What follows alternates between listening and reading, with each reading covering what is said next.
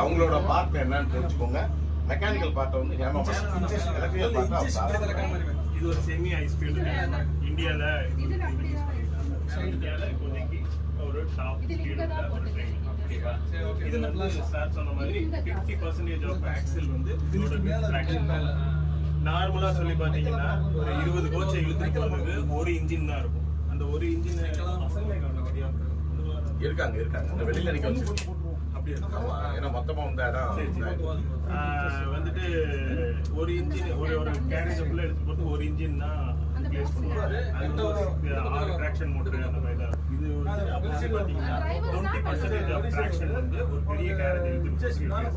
ஆனா இந்த கோச் இது வந்து 8 கார் கோச்னு சொல்லுவாங்க. 2 பேஸ் யூனிட் சேர்ந்தது ஒரு 8 கார். உங்க இன்டீரியர் கூட நிறைய விஷயம் இருக்கு. நான் சும்மா ஜெனரலா எக்ஸ்பிளைன் பண்ணி சொல்றேன்.